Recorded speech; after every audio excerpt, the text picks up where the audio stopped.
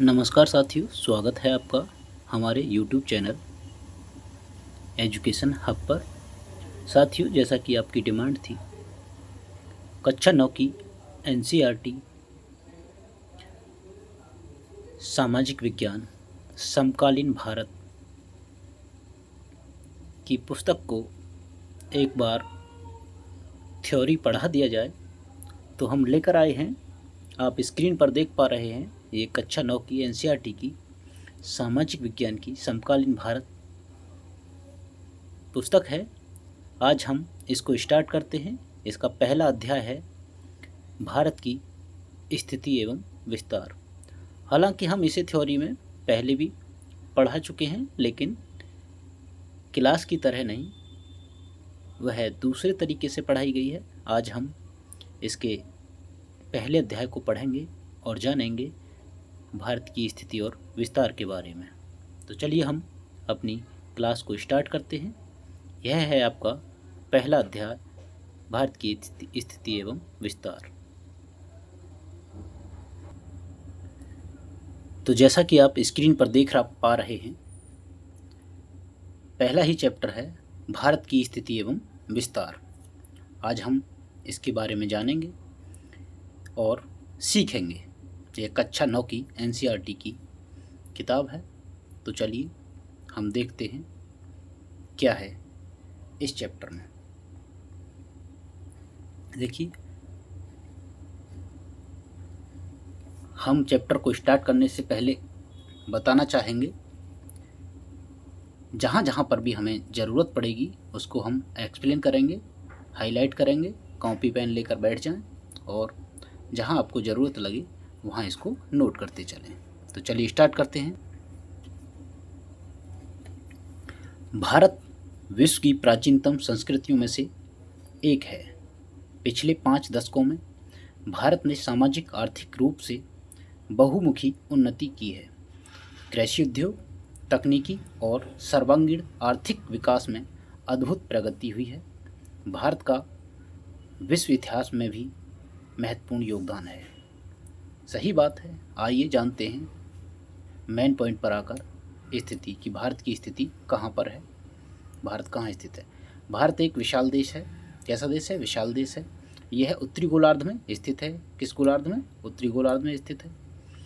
चित्र 1.1 में। और इसका मुख्य भाग 8 डिग्री 4 मिनट उत्तर से 37 डिग्री 6 मिनट उत्तरी अक्षांश तथा 68 डिग्री 7 मिनट पूर्व से 97 डिग्री 25 मिनट पूर्व देशांतर तक है। देख पा रहे हैं, मुख्य भाग 8 डिग्री 4 मिनट उत्तर से 37 डिग्री 6 मिनट उत्तर अक्षांश, 68 डिग्री 7 मिनट पूर्व से 97 डिग्री 25 मिनट पूर्व तक देशांतरी विस्तार है। कर्क रेखा 23 डिग्री 30 मिनट उत्तर में देश को लगभग 2 बराबर भागों में बांटती है। कितने भागों में? 2 बराबर भागों में। मुख्य भाग के दक्षिण पूर्व में अंडमान और निकोबार। किसके? मुख्य भाग के दक्षिण और पूर्व में क्या है? अंडमान और निकोबार द्वीप समूह बंगाल की खाड़ी में तथा दक्षिण पश्चिम में लक्षद्वीप समूह अरब सागर में। ये कहाँ पर है? बंगाली खाड़ी में। कौन सा? अंडमान और निकोबार। जबकि दक्षिण और पश्चिम में क्या है? लक्षद्वीप है। कहाँ पर है? अरब सागर में स्थित है। अपनी एटलस की सहायता से इन द्वीप समूहों का विस्तार ज्ञान करो। आइए, क्या आप जानते हैं भारतीय संघ राज्य का सबसे दक्षिणी बिंदु जो इंदिरा बिंदु कहाँ जाता है? सन 2004 की सुनामी में लहरों के कारण समुद्र में जलमग्न हो गया था। तो देखिए, भारत में 2004 में सुनामी आई थी, जो भारत के लिए बहुत ही घातक सिद्ध हुई। इसमें भारत का सबसे दक्षिणी बिंदु, जिसे इंदिरा बिंदु के नाम से जाना जाता है, वह डूब गया था। ये था हमारा भारत की स्थिति के बारे में। तो चलिए हम दिखाते हैं। ये है हमारा मैप, एक बार देख लो। हमने देखा था भारत की स्थिति कहाँ है? 8 डिग्री 4 मिनट से। ये आप देख पा रहे हैं, 8 डिग्री 4 मिनट। क्योंकि ये भूमध्य रेखा के उत्तर में है, इसलिए इसे उत्तरीय तथा 37 डिग्री 6 मिनट ये भी भूमध्य रेखा के उत्तर में ही है। 8 डिग्री 4 मिनट से 37 डिग्री 6 मिनट उत्तरी अक्षांश तथा 68 डिग्री 7 मिनट से 97 डिग्री 25 मिनट पूर्वी देशांतर के मध्य स्थित है। अब यहाँ पर आप देख भी पा रहे हैं भारत की उत्तर से दक्षिण तक की जो लंबाई है वो 3214 किलोमीटर और पूर्व से पश्चिम की जो लंबाई है या चौड़ाई है 2933 किलोमीटर है। चलिए हम अपने टॉपिक पर वापस आते हैं और देखते हैं।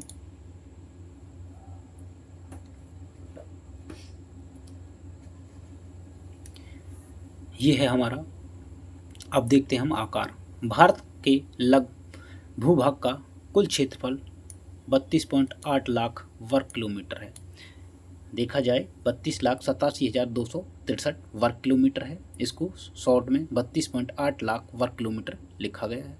भारत का क्षेत्रफल विश्व के कुल भौगोलिक क्षेत्र का लगभग 2.4% है। चित्र 1.2 से स्पष्ट है। भारत विश्व का 7वां बड़ा देश है। कौन सा देश है? 7वां देश है किसका? विश्व का। भारत की स्थल सीमा रेखा लगभग 15,200 किलोमीटर है और समुद्री तट रेखा अंडमान और निकोबार द्वीप समूह तथा लक्षद्वीप समूह के साथ 7,516.6 किलोमीटर है। भारत के उत्तर पश्चिम उत्तर तथा उत्तर पूर्व सीमा पर नवीन वलित पर्वत है। इसके दक्षिण का भूभाग उत्तर में चौड़ा है और 22 डिग्री उत्तरी अक्षांश से हिंद महासागर की ओर संकरा हो जाता है। कितने अक्षांश से? 22 डिग्री उत्तरी अक्षांश से हिंद महासागर की ओर संकरा हो जाता है। इसके पश्चिम में अरब सागर। कहाँ पर? पश्चिम में अरब सागर। आप देख पा रहे थे, अभी दिखा दे रहे हैं। ये जो है इसका पश्चिम भाग है। यहाँ पर क्या है? अरब सागर। जबकि पूर्व में क्या है? बंगाल की खाड़ी स्थित है। चलिए चित्र 1.3 में देखिए। और अक्षांश और देशांतर का विस्तार लगभग 30 डिग्री है। भारत के अक्षांश और देशांतर का विस्तार कितना? 30 डिग्री है। परंतु फिर भी पूर्व पश्चिम का विस्तार उत्तर दक्षिण के विस्तार की अपेक्षा कम प्रतीत होता है। गुजरात से अरुणाचल प्रदेश के स्थानीय समय में 2 घंटे का अंतर रहता है। कहाँ? गुजरात से अरुणाचल। ये देख पा रहे हैं हम। यहाँ गुजरात पड़ेगा आपका और ये अरुणाचल है। यहाँ से यहाँ तक जब हम जाएंगे तो 2 घंटे का समय लगेगा हमें। ठीक, लगभग 30 डिग्री का विस्तार है। परंतु फिर भी ये पढ़ चुके हैं। स्थानीय समय 2 घंटे का अंतर है। अतः 82 डिग्री 30 मिनट पूर्वी देशांतर रेखा को भारत की मानक यामोत्तर माना गया है। 82 डिग्री पूर्वी देशांतर को भारत की मानक यामोत्तर माना गया है, जो कि उत्तर प्रदेश के मिर्ज़ापुर से गुजरती है। कहाँ से? मिर्ज़ापुर से। पहले प्रयागराज दिया रहता था, लेकिन जीपीएस के आने से, जीआईएस जीपीएस से अब ये बिल्कुल सटीक लिया गया है मिर्ज़ापुर से। अक्षांश का प्रभाव दक्षिण से उत्तर की ओर दिन और रात की अवधि पर पड़ता है। 82 डिग्री 30 मिनट पूर्वी देशांतर को भारत की मानक समय यामोत्तर क्यों माना गया है? कन्याकुमारी और कश्मीर में दिन की रात की अवधि में अंतर क्यों है? तो देखिए, किसी भी देश का जो देशांतर, मानक देशांतर लिया जाता है, या तो 7.5 के परिप्रेक्ष्य में या 15 के परिप्रेक्ष्य में लिया जाता है। मोस्टली 7.5 के में लिया जाता है। तो इसलिए भारत की मध्याह्न रेखा को 82 डिग्री 30 मिनट पूर्वी देशांतर माना गया है। आगे देखते हैं। कन्याकुमारी और कश्मीर के दिन रात की अवधि में अंतर क्यों है? कन्याकुमारी कहाँ पर है? तमिलनाडु में, सबसे दक्षिणी बिंदु है भारत का। जबकि कश्मीर भारत का सबसे उत्तरी बिंदु है।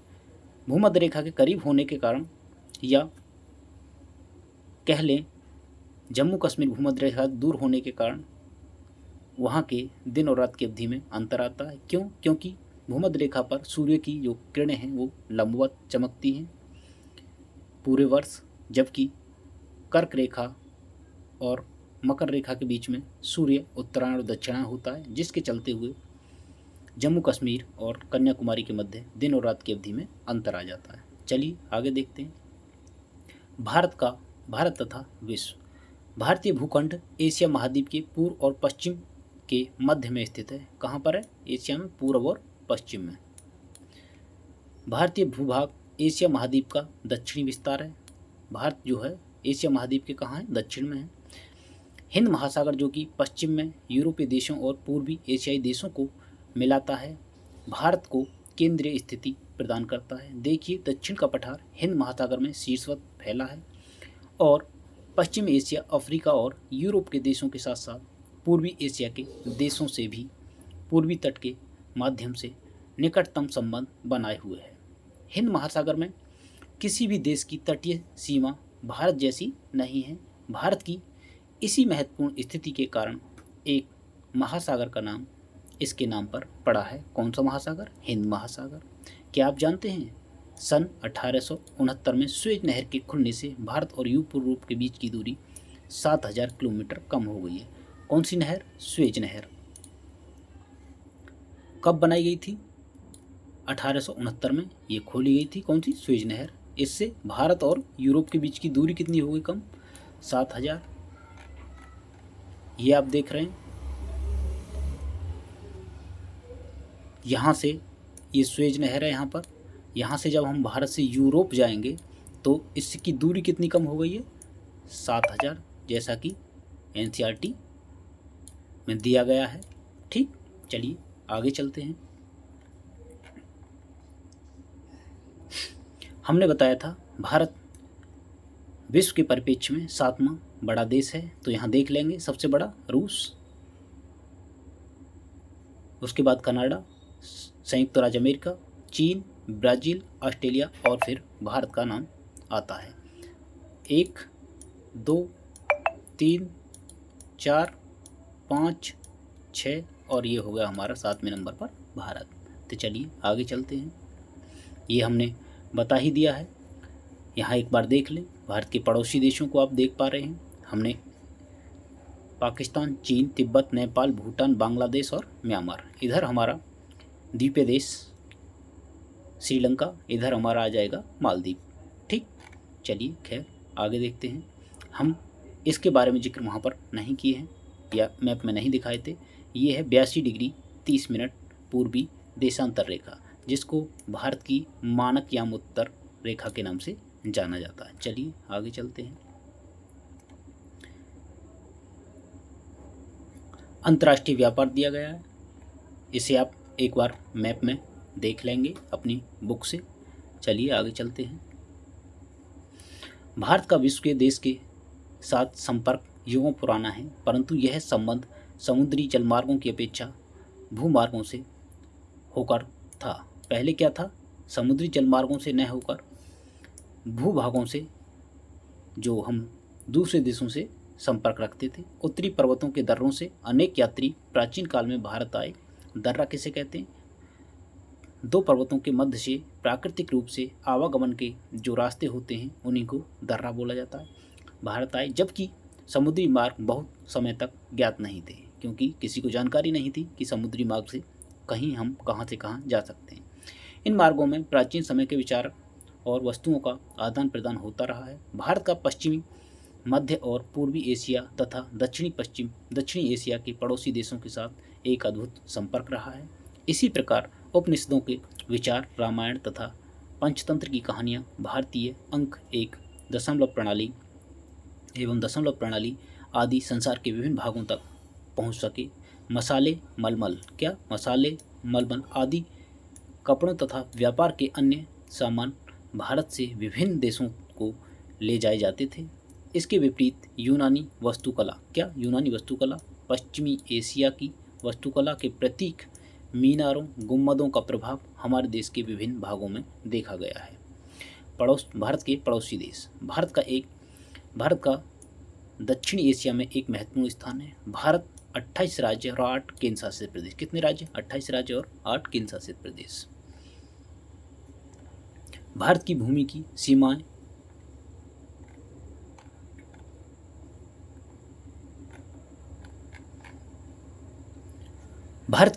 सीमाएं उत्तर पश्चिम में पाकिस्तान और अफगानिस्तान के साथ। कहाँ? उत्तर और पश्चिम में कौन कौन से देश हैं? पाकिस्तान और दूसरा अफगानिस्तान। अभी यहाँ पर आप देख पा रहे हैं। ये हमारा उत्तर में है और पश्चिम में है। ये अब देखेंगे यहाँ से, इधर पूर्व, इधर पश्चिम, इधर उत्तर। तो ये उत्तर और पश्चिम में कौन कौन से पड़ेंगे?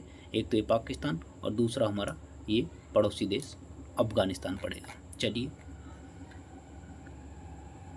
के साथ उत्तर में चीन, तिब्बत, नेपाल और भूटान के साथ तथा पूर्व में म्यांमार और बांग्लादेश के साथ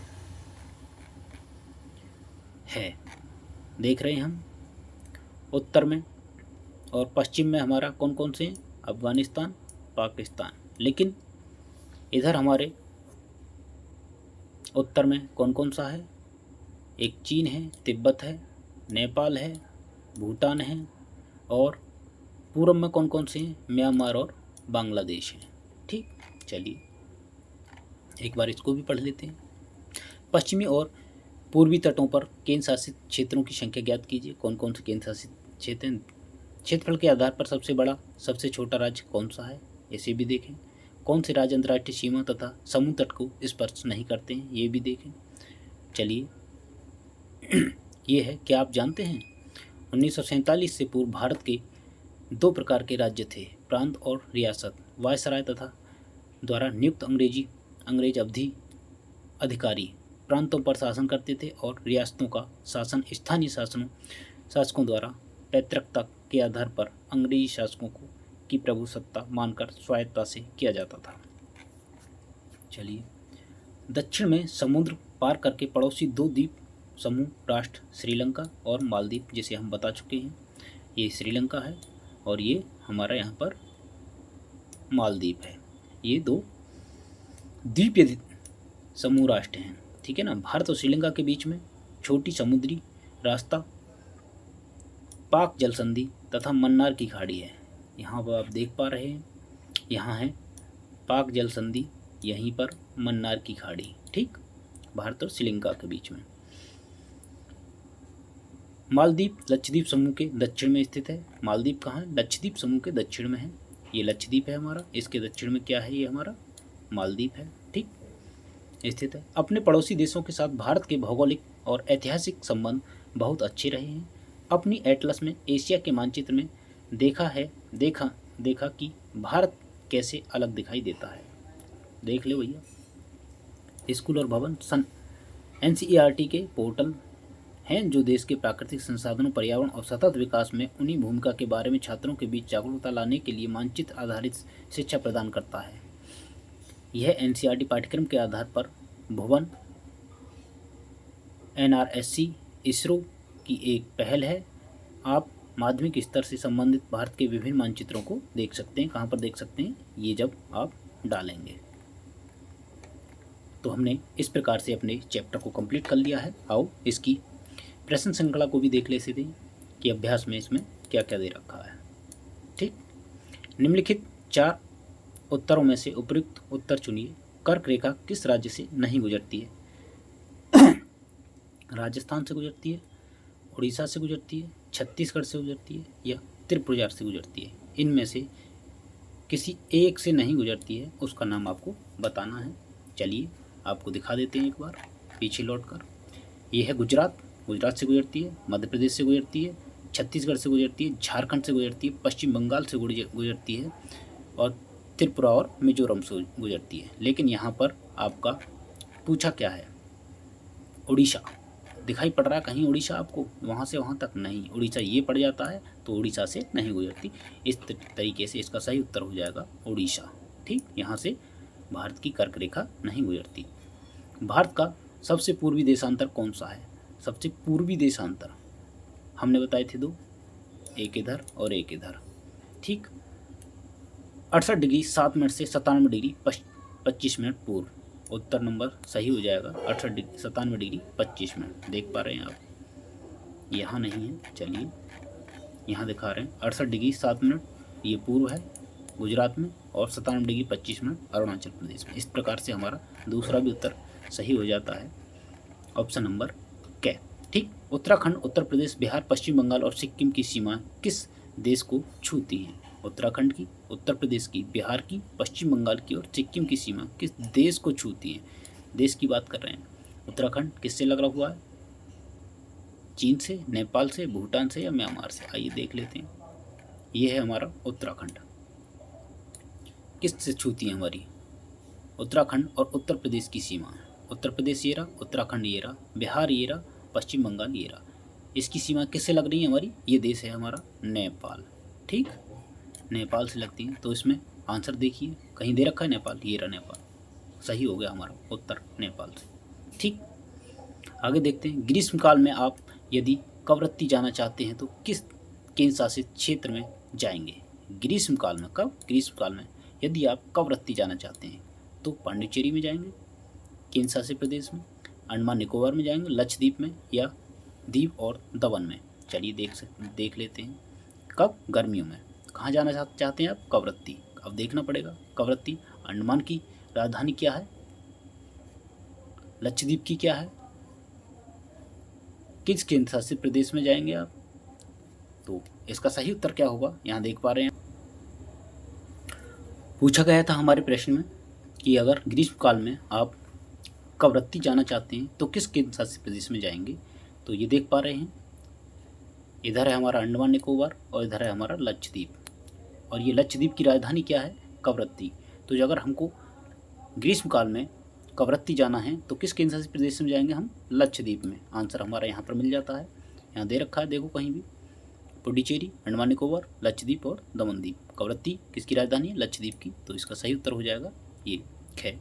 चलिए आगे देखते हैं। मेरे मित्र एक ऐसे देश के निवासी हैं जिस देश की सीमा भारत के साथ नहीं लगती है। आप बताइए वह कौन सा देश है? भूटान, बांग्लादेश, नेपाल या तजाकिस्तान? तो हमने अभी आपको दिखाया था भारत की सीमा किस किस के साथ लगती है। भूटान के साथ लगती है, नेपाल के साथ लगती है, बांग्लादेश के साथ लगती है, लेकिन तजाकिस्तान को हमने कहीं भी नहीं पढ़ाया कि भारत की सीमा तजाकिस्तान के साथ लगती है। इस प्रकार हमारा सही उत्तर हो जाएगा तजाकिस्तान। चलिए आगे ये प्रश्नों के संक्षेप में उत्तर देने के लिए बोला गया है, इन्हें आप अपने हिसाब से जिस प्रकार से कर सकें करें। ये हमारा चैप्टर कंप्लीट हो जाता है। अगर हमारी क्लास अच्छी लगी हो तो क्लास को लाइक, शेयर और सब्सक्राइब अवश्य करें। धन्यवाद। आपका दिन शुभ हो।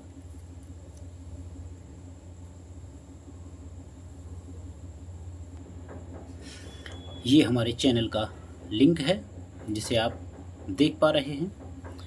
अगर हमारे चैनल से जुड़ना है तो आप अपने YouTube सर्च बॉक्स में डालेंगे @education hub 5488 और चैनल को सब्सक्राइब करेंगे। धन्यवाद। अगर यहाँ से नहीं हो पाता है तो इसका जो आप डिस्क्रिप्शन बॉक्स में जाकर हमारे लिंक से सीधे हमारे चैनल से जुड़ सकते हैं। धन्यवाद।